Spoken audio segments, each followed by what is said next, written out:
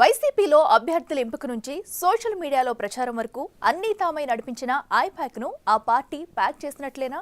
పీకే సారథ్యంలోని I-PAC team వైసీపీని ఒకసారి అధికారంలో నిలబెట్టింది. తర్వాత ప్రశాంత్ కిషోర్ సైడ్ అవ్వడంతో గత ఎన్నికల్లో అదే ఐపాక్ టీంను నమ్ముకున్న వైసీపీ పూర్తిగా చతికిలపడింది. మరి ఆ అనుభవం నేర్పిన పాఠాలతో జగన్ సొంత యాక్షన్ ప్లాన్ చేసుకుంటున్నారట. గ్రౌండ్ లెవెల్లో పార్టీని బలోపేతం చేసుకుని ముందుకు సాగాలని, ఇక ఏ ప్యాకులు అవసరం లేదని భావిస్తున్నారట. ఆ దిశగా జగన్ తన సైన్యాన్ని సిద్ధం చేసుకోవాలని చూస్తున్నారట. అసలు వైసీపీ అధ్యక్షుడి నెక్స్ట్ యాక్షన్ ప్లాన్ ఏంటి?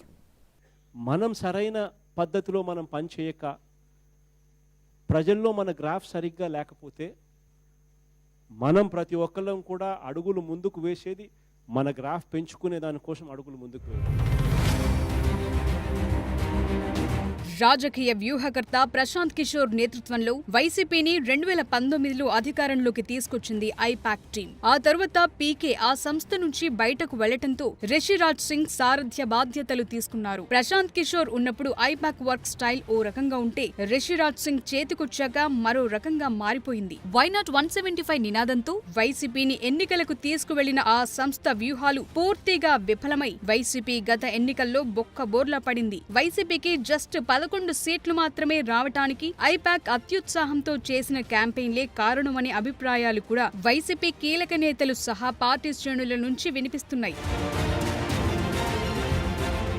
2019లో వర్కౌట్ అయిన ఐపాక్ వ్యూహం 2024 ఎన్నికలొచ్చేసరికి వైసీపీకి కోలుకోలేని షాక్ ఇచ్చింది. కార్యకర్తల నుంచి కీలక నేతల వరకు అంతా తాము చెప్పినట్లే వ్యవహరించాలి, తమ వ్యూహం ప్రకారమే వెళ్లాలని ఐపాక్ ఆంక్షలు క్షేత్రస్థాయిలో పూర్తి స్థాయి అంచనాలు వేయలేకపోవటం కూడా వైసీపీని దారుణంగా దెబ్బతీశాయనే అంచనాలున్నాయి. మొత్తానికి అటు ఐపాక్ వ్యూహాలు, ఇటు జగన్ సొంతంగా ఏర్పాటు చేసుకున్న వాలంటీర్ల వ్యవస్థ కలిసి ఆయన కొంపముంచాయి. ఎన్నికల ఫలితాల అనంతరం విజయవాడ లోని ఐపాక్ టీం తమ కార్యాలయం ఖాళీ చేసి దుకాణం ఎత్తేసింది. గత జనవరిలో ఐపాక్ రీ ఎంట్రీ ఇచ్చేందుకు సిద్ధమైన పార్టీ శ్రేణుల నుంచి తీవ్ర వ్యతిరేకత రావడంతో ఆ సంస్థకు నో చెప్పేసింది వైసీపీ అధిష్టానం.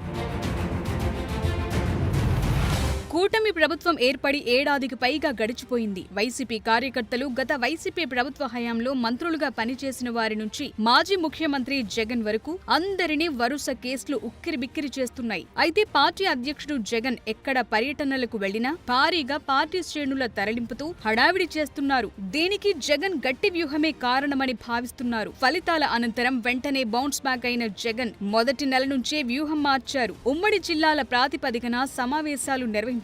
క్యాడర్ నుంచి లీడర్ వరకు యాక్టివ్ చేసేందుకు అన్ని ప్రయత్నాలు చేశారాయన.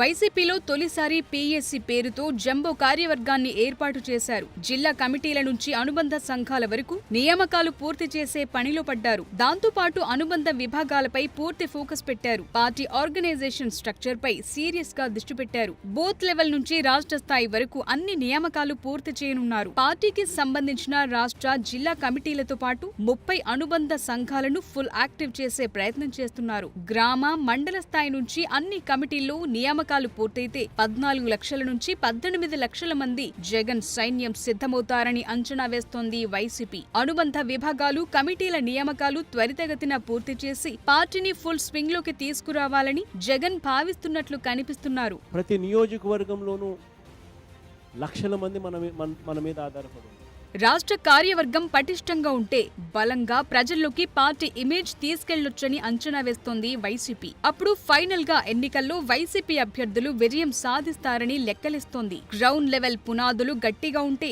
ఆటోమేటిక్ గా ఫలితాలు కూడా బాగుంటాయని, ఎన్నికలకు మరో 4 ఏళ్లు సమయం ఉన్నందున గ్రామ స్థాయిలో పార్టీని బలోపేతం చేసేందుకు ప్రణాళికలు సిద్ధం చేస్తున్నారు. గత ఎన్నికల్లో ఐపాక్ అత్యుత్సాహంతో పాటు వాలంటీర్ల వల్ల పార్టీ అధినాయకత్వానికి, కార్యకర్తలకు గ్యాప్ వచ్చిందని భావిస్తున్న వైసీపీ ఈసారి అలాంటి పొరపాట్లు జరగకుండా సొంత సైన్యాన్ని సిద్ధం చేస్తోంది. సొంత పార్టీ కార్యకర్తలు యాక్టివ్ గా ఉంటే పార్టీ సోషల్ మీడియా విభాగం కూడా గతంలోలాగా ఫుల్ యాక్టివ్ అవుతుంది. ఎన్నికలెప్పుడొచ్చినా ధీటుగా ఎదుర్కోవచ్చని భావిస్తోంది వైసీపీ.